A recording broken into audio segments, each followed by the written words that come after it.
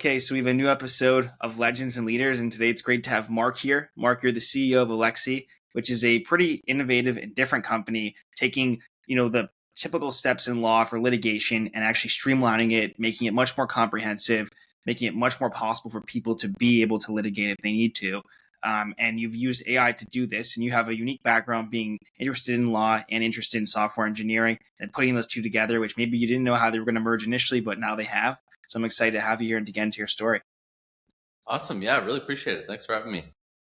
Great to have you on. So, just in the beginning, Mark, how did your interest in law and kind of technology, how did those both unique passions start to come together? Yeah, well, I had a bit of a web development background, and I think I was originally drawn to software just with the creative power that it had. You could write a few lines of code and get computers to do incredible things, and so that was the original kind of entryway into building software. And then I went to law school, and during law school, some of the early, I guess, of the modern tooling around AI was coming out, like the TensorFlow and these other tools and other NLP packages and libraries that it wasn't even that long ago, but it seems so funny to think of them now just with the modern LLMs that we have. But so during law school, it was just abundantly clear how fast the whole AI ecosystem was moving, and the things that you could do that required intelligence, and the way you could build that into computers was just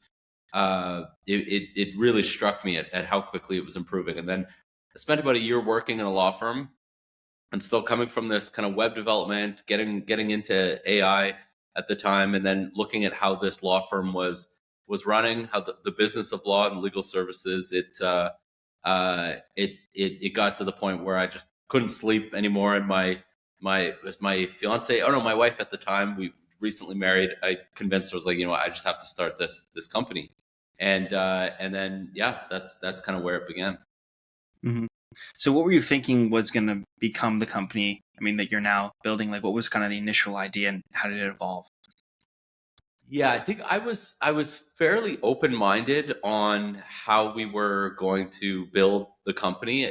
But it started with this core thesis on let's try and build an AI that knows the law, can understand the law, and if we do that, then there's got to be a way to build a business around this. And so it really started initially as this technology focus, let's really focus on trying to build this technology, and then it was, well, what does the first product look like?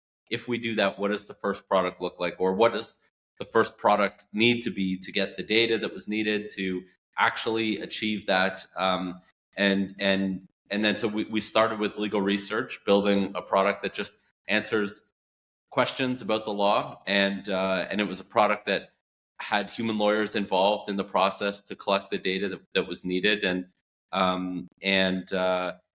this was pre-ChatGPT, and our goal was to build a product that could generate memos, essay-like responses to questions. And I think it was the product insight was very much, Google and other search tools at the time had this standard form of providing many links, in some cases tens of thousands of links, and left it up to the user to now go through and the tool would try and rank the links in terms of relevance, but the user still had to go through and figure out what the answer was. And so our goal was, let's abstract that, take the content from these links and just put it into an answer in a 1 to 2 page kind of summary of what the actual answer is. And so I think similar to what we're seeing with GPT, Perplexity, these other tools, that was our view, but we were thinking fairly narrow from a legal perspective, taking these databases of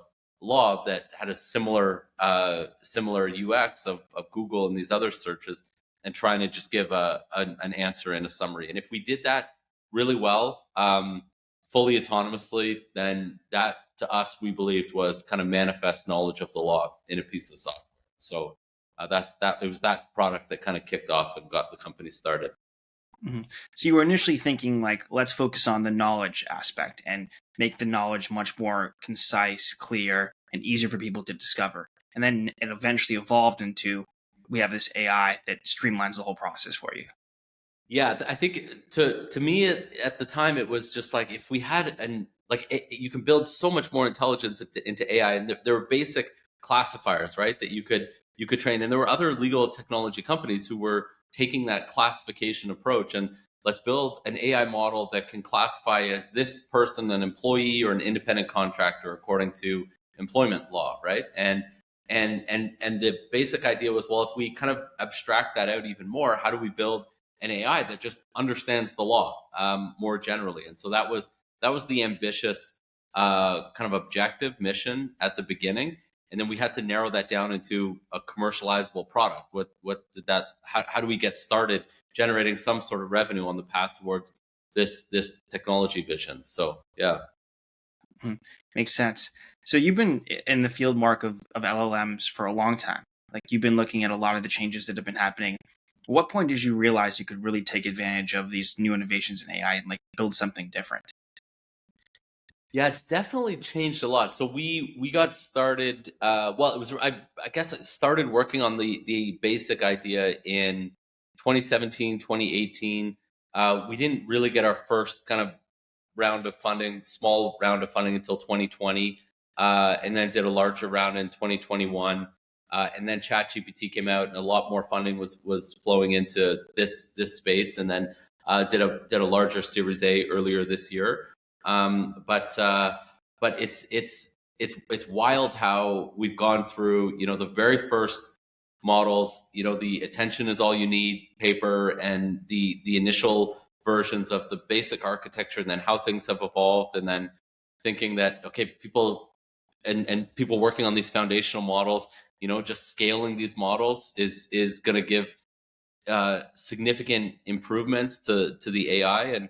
And it went from, okay, well, how much of these foundational work do we have to do, to now it's like very little the foundational work we have to do. We can take these amazingly powerful large language models, and there are the various what we call unhobbling techniques, that term has been coined fairly recently, and ways to just make these LLMs do amazing things for this particular domain. And so, yeah, the we're because we are domain specific, we take these foundation models and apply them to a particular domain. It used to be the case that we thought we needed a massive team of AI scientists, AI engineers to be doing a lot of this foundational work, but that's changed. Excuse me. But that's changed quite a bit, and so, yeah, the things that we work on, our team structure, what gets prioritized, it's always kind of a back and forth between new improvements in foundation models, and that influences product strategy, technology strategy, and yeah. Mhm.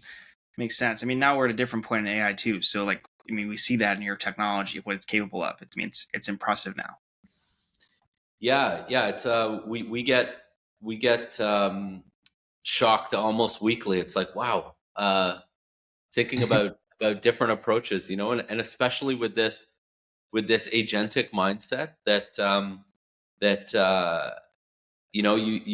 you previously, and still to some extent, it's like you build these models, you get a certain percent accuracy, and then it's like, okay, like, how do we now train this model differently, or get this other data set, we get now another 2% accuracy, and then somebody comes along with just an agentic workflow that goes onto Google, runs a Google search fully autonomously, comes back, and you get like 98%, and you all of a sudden get a huge jump. And it's like, I didn't have to train another model, you just built in some sort of agentic workflow to now get a way better output. And it's like, holy smokes, this is it's wild. And things like that seem to be happening almost weekly. And so what really excites us is just the value that we can provide to our customers now. The value that you can pack into products is so exciting.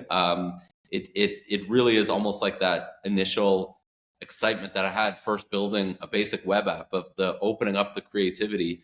It's like that excitement all over again. So it's really exciting. I think web apps, these basic CRUD applications, the create, read, update, destroy, the basic framework, MVC framework of building web applications. It got boring for a while. It was really exciting, and then it got boring. And then now it's just got so exciting again because of the value you can pack in thanks to AI. And so, yeah, there's so much to do. Yeah. 100%. It's a very exciting time to be building in this space. Totally. So, you basically, like, today there's a lot of people that look at the world of AI and they're kind of like concerned. We recently saw the strikes that happened in the entertainment space of concerns about AI writing up scripts and things like that. How do you view what you're building and the way it will interact with like attorneys and lawyers and that kind of relationship there? Yeah, so no doubt the role of a lawyer is going to change really dramatically, and I think that's ultimately it's a really good thing. Um, the quality of legal services that are being delivered are at a certain level now, and AI is just going to elevate that dramatically and reduce the cost. Not only that, if you think about the amount of unmet need for legal services that exists in society, it's dramatic. I would estimate, and there's been lots of studies on this. It's really hard to know for sure the right number, but there's probably like 20% of legal services actually being addressed, of need for legal services actually being addressed. And you think, what's the minimum price for a lawyer or to engage the services of a law firm, right? And that not only does it price out a lot of people who are like, even if I wanted to spend it on this and get a resolution, I couldn't, right? But then it's also just, it prices out disputes, and the uncertainty of just because you're paying a lawyer doesn't mean it's going to guarantee a certain outcome.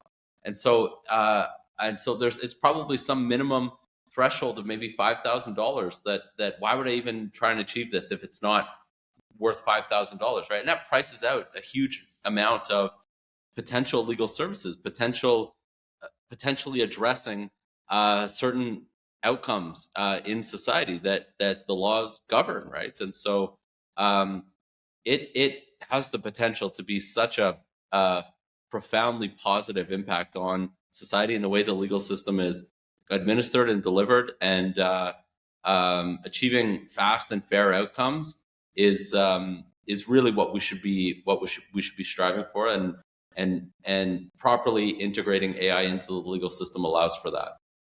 I mean, I see what you're doing is kind of like an extension of what LegalZoom did initially, which was like, everyone has access to the internet. Let's make it simple for you to create at least like template-based documents. So we can standardize the NDA, we can standardize a lot of these other forms, and it makes it at least somewhat more accessible to people that couldn't afford some of these other services. And now it's like, well, there's many more custom applications here that are needed. Let me make that easier and also give you lawyer expert advice too, pretty much on the speed dial. Yeah, 100%. And so if you think the foundational technology that a LegalZoom, for example, exploited or was the beneficiary of was the internet, right? Just being able to give a really quick access to a database, right? Stored on some computer. And with the network, so many people can now just go and access this document that maybe only law firms had on their databases previously. And AI is like 100x value that the internet's a necessary precursor to AI, but it's another significant step function of now an AI version of LegalZoom is we're seeing hundreds of these companies pop up to try and be that AI version of LegalZoom, right? But yeah, you're right. It's very similar. Just the foundation is something entirely different, which is really exciting. Mm-hmm. Agreed. So you did a $20 million raise in funding recently. What was the purpose of doing that round? And you got some great investors, Draper Associates, Tim Draper, through that. How have these investors been really helpful to the mission that you have now, Mark? Yeah, well, certainly, like the cap, there's still heavy capital costs involved. Building a really good product, building the technology that's needed to power that product, and then getting distribution. There's a certain cost to acquire. There's things you have to do to acquire customers and get a product out there. And the faster you go, the more it's going to cost, right? The faster you build product, the faster you build technology, the faster you acquire customers, the more you got to spend on all of those things, more or less. And so we need to raise the capital, but there's also a great group of investors that we have around the company now, and yeah, Tim Draper, amazingly supportive. Drive Capital out of Columbus, an amazing fund. Chris Olson, the partner there in particular, has been so good for the company. And the real, when we try and channel all of the energies and the capital, it really is all about building value for our customers. And we think if we do that right, then all the other things we want to do are follow-on knock-on effects of that. And so that's what our day-to-day, hour to hour is focused on. How do we deliver more value to our customers? So yeah. Yeah, and Mark, you've been able to cut down on like tasks by 80%. I mean, that's like up to 80%. It's a huge change in the way that litigation is generally done. And I know that the 20 million that you raised is going to help with, I'm sure, furthering the optimization of this process. But how have you even been able to do something like that? Yeah, well, it's a combination of the improvements in these foundational models that there's some basic examples. So if you had to, I mean, they're previous to the quality of these foundational models, you'd have to do things like I mentioned, classification models previously, right? Where you'd have to get a bunch of data, maybe 100,000 pieces of data that were fully labeled. You have to have a test set, you have to have a training set, and then you had to train these models to learn these attributes, right? These features of particular piece of data. Now you don't need to do that at all, and you get way higher accuracy with these LLMs. You just say to an LLM, "Tell me if this piece of data or this piece of text is this or this," and it gives you a highly accurate answer right away. And so, I mean, this is just one of dozens of examples, hundreds of examples for us specifically of how the improvements of these foundational models have just been an incredible launchpad for us to go and now accelerate the value we can build into the product. And I mean that's huge. But it's the improvements in these foundational models combined with understanding the unique workflow of our users, of lawyers, accessing the data that's needed to deliver high quality services to them, and then really integrating into the workflow and knowing, if there's a lot of things that these foundational models can't do very well because they're trained to be general, and that's a feature that they have. Being general is an important feature that they have. But it gives companies like ours the ability to fill that gap of expert knowledge versus general knowledge. And there's a lot we can do, not by improving the foundational model, but really just making the solutions and the tools. Maybe there's some fine tuning of a model that's needed, but getting it to do a specific task at an expert level is now 100% possible with everything that's available. And where do you see these like models going? These like foundational models, like what are some of the improvements that you're most excited about that you want to implement, and where do you see this whole space going in general from an advanced technology development standpoint?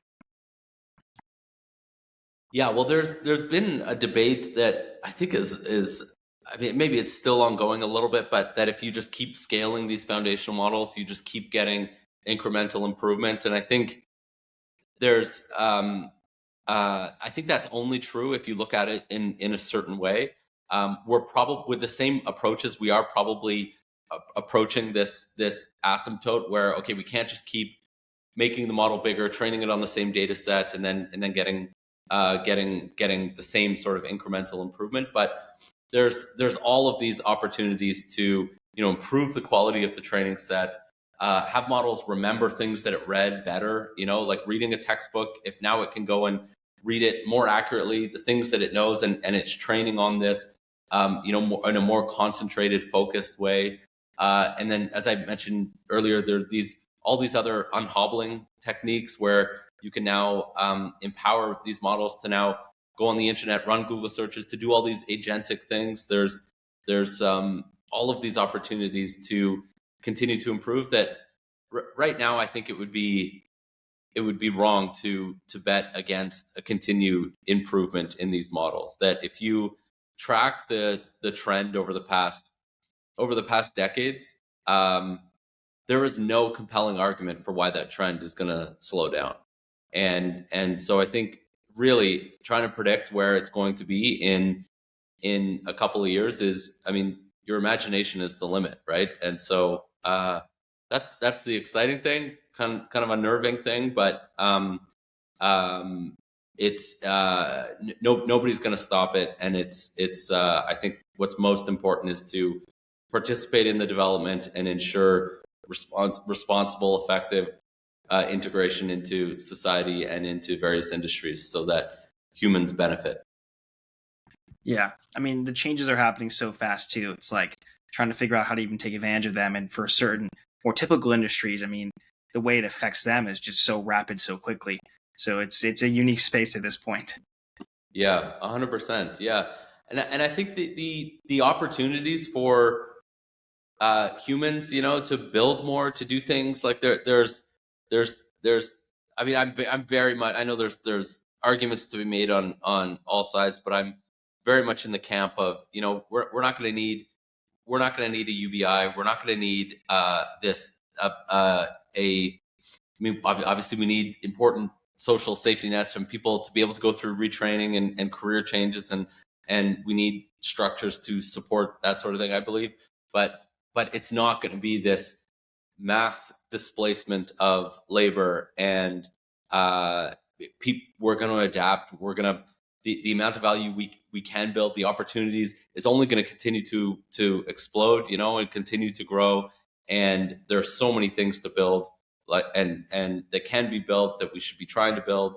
The opportunity to just keep going and doing more and more ambitious things is just going to keep on growing. And I think this is probably true even within the legal industry, right? There's going to be so much that we need lawyers for, and the delivery of legal services is going to change for sure. But does that mean we're not going to need lawyers? Absolutely not. It's we still need lawyers. We need lawyers who understand this technology also, and who are actively building in it and ensuring an effective integration into the legal services industry. So. Yeah, I see it like that too. It's going to need both, and the human expertise is going to be valuable. Mark, just the last question I have. What do you aspire to do now? What are your short-term goals, your long-term goals? What's your big picture vision for Alexi currently? Yeah, we're just squarely focused on this litigation space. I think there's so much for us to build to make it easier for lawyers to achieve high quality outcomes for their clients, and we're focused on building the best technology that we can to make that happen. And similar to the founding thesis, if we do that well, if we enable lawyers to be exceptional litigators, to get great outcomes, there are so many things that we can do that I'm super excited about. So, but we got to nail this first objective. Yeah. 100%. Well, I'm sure you will. I appreciate you taking the time and doing this. I think you've already built something that's going to help solve a lot of these legal issues that maybe people wouldn't have went to attorneys for because it's been too expensive, and you give that insight quickly and with great expertise. And I'm excited to see how you're going to scale it and take this to help many more people. Thanks for coming on, Mark. Appreciate it. Thank you very much, Ben.